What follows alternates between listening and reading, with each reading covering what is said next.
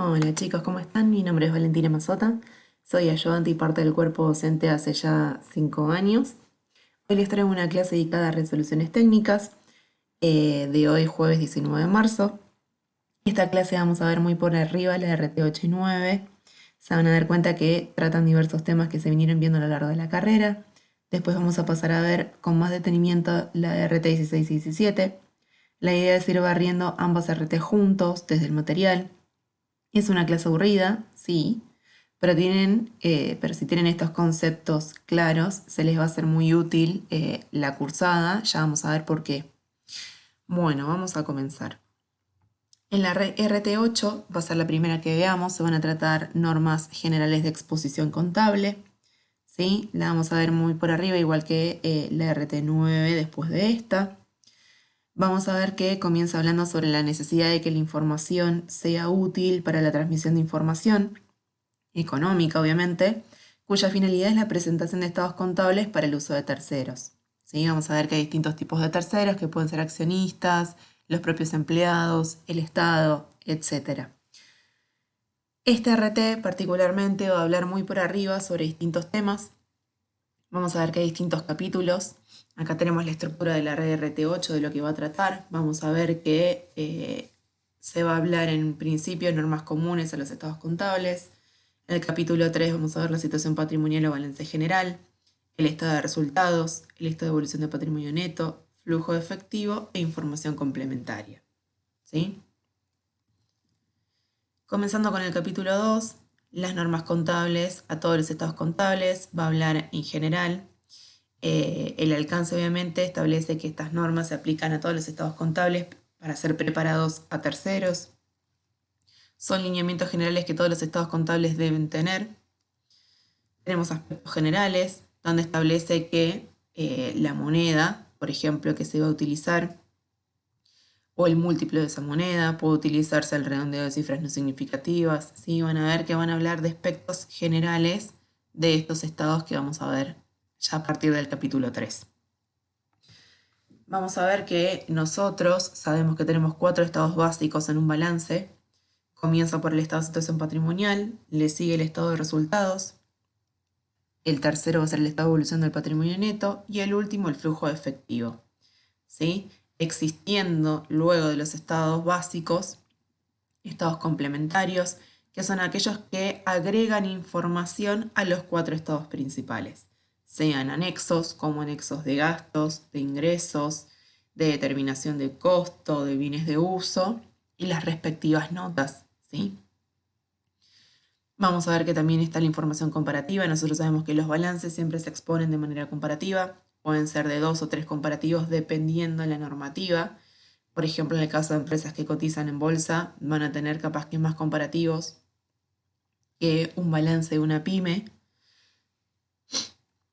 Más que nada porque tienen comparativo para poder comparar el balance actual versus el anterior. Es decir, la evolución que tuvo en el tiempo. ¿Sí? Vamos a ver que en el inciso F se va a hablar de la modificación de ejercicios anteriores, es decir, área. Van a ver que hay información complementaria y demás, pasando así a uno de los estados básicos principales, que es el capítulo 3, el estado de situación patrimonial o balance general.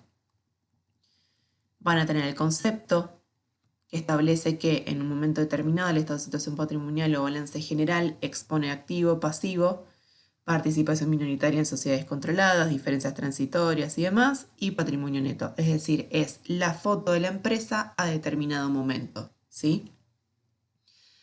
Van a ver la estructura. La estructura se va a basar en qué? En exponer el activo, pasivo, participaciones, diferencias transitorias de conversión, patrimonio neto, y van a ver la clasificación de cada uno de esos rubros. ¿Sí? Van a tener que el activo representa bienes y derechos de la propiedad del ente, participaciones y partidas imputables contra ingresos atribuibles a periodos futuros. Los pasivos son las obligaciones o contingencias que se tienen que registrar. Vamos a ver qué participaciones minoritarias, diferencias de conversión y demás lo vamos a ver ya más adelante. ¿Sí? Ya van a entender de qué se trata. Lo vamos a ver prácticamente en BPP, conversión y consolidación. Luego pasamos al patrimonio neto, que obviamente es la diferencia de activo y pasivo. Va a contener todas aquellas cuentas patrimoniales como el capital, resultados no asignados, resultados del ejercicio y demás. Van a ver las distintas clasificaciones de los rubros de activo y pasivo que pueden ser en corrientes y no corrientes. De acuerdo al RT, los activos y pasivos se clasifican en corrientes y no corrientes en base al plazo de un año desde la fecha de cierre del ejercicio. Los corrientes son aquellos que se consideran que se conviertan en dinero o equivalente en el plazo de un año. Los no corrientes no, son aquellos que tienen un plazo mayor. Y lo mismo pasa con los pasivos. Aquellos que son exigibles al cierre, aquellos que no, o los que van a ser exigibles dentro de más tiempo, ¿sí? Después tenemos distintas pautas de clasificación de rubros de acuerdo a la intención del órgano respecto de sus bienes, a índices de rotación. Tenemos partidas de ajuste de evaluación, como amortizaciones, previsiones. Volvemos a hablar de la modificación de ejercicios anteriores, pasando así al capítulo 4, que es el estado de resultados. Sabemos que el estado de resultados lo que brinda es una información sobre las causas que generaron el resultado del ejercicio, el resultado de determinado periodo, ¿sí? Vamos a ver que la estructura va a establecer sobre qué tipos de resultados tenemos. Por ejemplo, ordinarios son todos aquellos que corresponden al giro habitual del ente. Los extraordinarios son aquellos que justamente no corresponden al giro habitual, sino que son originados por determinadas situaciones, por ejemplo, como un siniestro. Tenemos las clasificaciones, los ingresos provenientes de actividades principales del ente, el costo incurrido, demás, dentro de los resultados ordinarios. Pasamos así a resultados extraordinarios. Son aquellos que se tienen que exponer en el estado de resultados en otro renglón. Se detallan las principales partidas. Tenemos el ajuste de resultados de ejercicios anteriores, el concepto y efectos. Pasando así al tercer estado básico, que es el estado de evolución de patrimonio neto, que va a informar la composición del patrimonio neto y las causas de los cambios, ¿sí? Durante los periodos presentados. Vamos a ver la estructura. Establece que las partidas integrantes del patrimonio neto deben clasificarse y resumirse de acuerdo a su origen. Por ejemplo, el aporte de los asociados y resultados acumulados. El capital expresado al cierre debe exponerse discriminado a sus componentes. Nosotros sabemos que el capital siempre se expone a valor nominal, ¿sí? Vamos a ver la modificación de ejercicios anteriores. Pasando así al capítulo 6, que es el flujo efectivo. En este estado lo que se hace es informar la variación de algunos componentes patrimoniales, como son el efectivo, que son todos aquellos depósitos a la vista, supónganse caja, ¿sí? Todo lo que es dinero en efectivo, y los equivalentes de efectivo, que se consideran como tales aquellos que se mantienen con el fin de cumplir compromisos a corto plazo, ¿sí? Sea, por ejemplo, bancos, plazos fijos, todo aquello que puede hacerse. Por ejemplo, la RT nos va a decir que para que una inversión sea considerada como equivalente de efectivo, debe ser de alta liquidez, fácilmente convertible en importes conocidos de efectivo y sujeta a riesgos insignificantes de cambios de valor, ¿sí? Vamos a ver que nos va a hablar de la estructura, de la variación del monto. Se tiene que establecer en el flujo de efectivo la variación neta, ¿sí? Que va a ser obviamente la diferencia entre lo que era el saldo al inicio y el saldo al cierre de efectivo y equivalente. Vamos a tener distintas causas de variación, que van a ser producto de tres actividades que están tipificadas en la RT.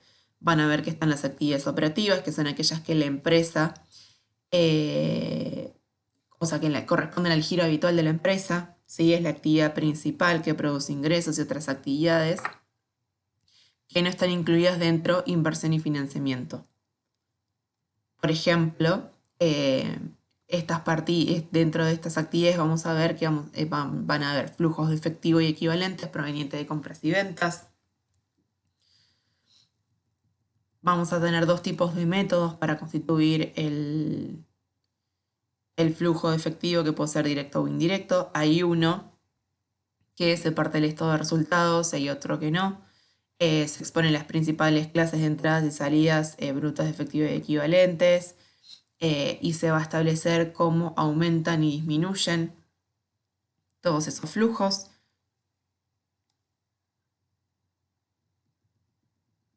Después vamos a pasar a actividades de inversión, que corresponde a la adquisición y enajenación de activos realizables a largo plazo y otras inversiones que no sean equivalente a efectivo. Actividades de financiación, que corresponden a los movimientos de efectivo y equivalentes resultantes de transacciones con propietarios de capital o proveedores de préstamos. Tenemos flujos correspondientes a partidas extraordinarias, intereses, dividendos, impuestos a las ganancias, compensaciones, modificaciones de información comparativa. Pasando así al último tema, que es la información complementaria. La información complementaria son formas de agregar información a los 4 estados básicos, ¿sí? Para explicar un poquito más qué es lo que vemos dentro de ellos. Vamos a tener una estructura, la descripción de la información a incluir, la identificación de los estados, la moneda homogénea, identificación del ente, capital del ente, operaciones, ¿sí? Unidad de medida. Llegando ahora al fin de la RT8. Se van a dar cuenta que es mera lectura y que van a ser temas que obviamente ustedes ya más o menos vieron. Ahora vamos a ver la RT9, le vamos a dar paso a esta. Acá les dejo el link de donde pueden bajar las distintas RT desde la página del consejo. Se van a dar cuenta que la RT8 habló de normas generales, dio temas muy por arriba. Ahora vamos a pasar a la RT9. La RT9, ¿de qué nos va a hablar? Nos va a hablar de normas particulares de exposición contable, donde va a ser lo mismo que la RT8, pero un poco más profundo. Vamos a ver, si bajamos, vamos a la estructura de la RT, nos va a hablar sobre normas comunes a los estados contables, lo mismo que la 8, estado de situación patrimonial, estado de resultados, devolución, información complementaria y modelos de estados contables, que son anexos. Van a tener las normas contables comunes, es parte de lo que ya fuimos viendo, el alcance, modelo, síntesis y flexibilidad, información de segmentos, información sobre operaciones discontinuas o en discontinuación. Pasando así al estado de situación patrimonial. Vieron que en la RT pasada lo que se hablaba eran de activos pasivos, activos corrientes, no corrientes. Bueno, lo particular de la RT9 es que vamos a tratar ya las distintas cuentas que tenemos dentro de cada rubro. Como ya estarán viendo, dentro del activo, ¿qué es lo que se van a empezar hablando? Por orden de liquidez, las distintas cuentas que tenemos, ¿sí? Caja y banco nos va a decir que es el dinero en efectivo, en caja y en bancos del país y del exterior y otros valores de poder cancelatorio y liquidez similar. Luego las inversiones, que son aquellas que se tienen con el ánimo de obtener una renta o beneficio. Créditos, que son derechos que posee el ente contra terceros de recibir servicios, sumas de dinero, etc. Bienes de cambio, son todos aquellos bienes destinados a la venta en el curso habitual del ente. Bienes de uso, son aquellos bienes tangibles destinados a ser utilizados en la actividad principal o no, y luego pueden ser obviamente vendidos. Tenemos intangibles, son aquellos representativos de privilegios, franquicias, etc., que no son bienes obviamente tangibles ni derechos a recibir de terceros. Vamos a ver que A lo largo de la materia vamos a ver estos distintos rubros y las particularidades de cada uno. ¿Sí? Tenemos otros activos, llave de negocio. La llave de negocio la vamos a ver más adelante.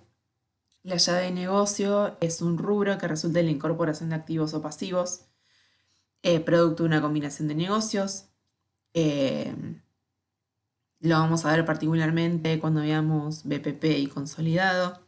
Esta llave sabemos, les adelanto que puede ser positiva y negativa. Hay distintos tratamientos que vamos a ver.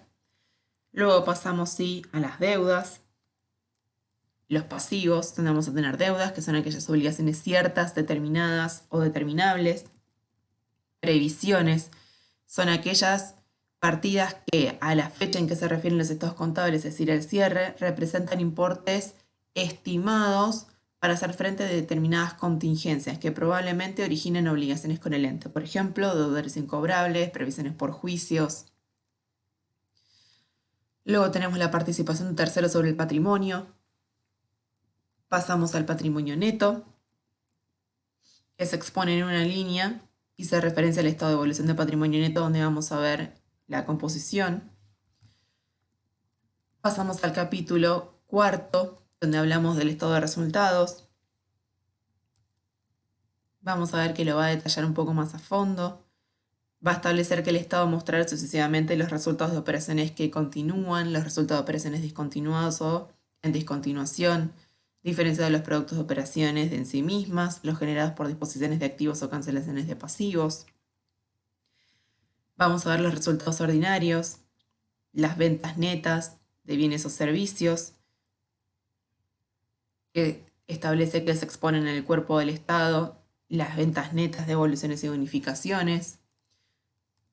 Con reintegros y desgravaciones se procederá si dependen de las ventas, se suman a ellas, si no dependen de las ventas como en el costo, se lo imputa según su efecto. Costo de bienes vendidos y servicios prestados, resultado bruto de ventas, resultado por la evaluación de bienes de cambio o valor de realización. Vamos a tener los gastos de comercialización, administración, otros gastos, resultados de inversiones, depreciación de llave de negocio, resultados financieros y por tenencia, otros ingresos y egresos, impuesto a las ganancias, participación minoritaria, pasándose a los resultados extraordinarios.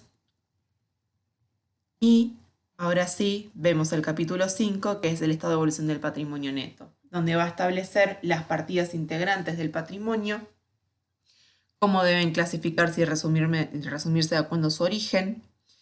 Por ejemplo, el aporte de los propietarios y resultados acumulados, que es parte de lo que ya veníamos viendo en la RT8.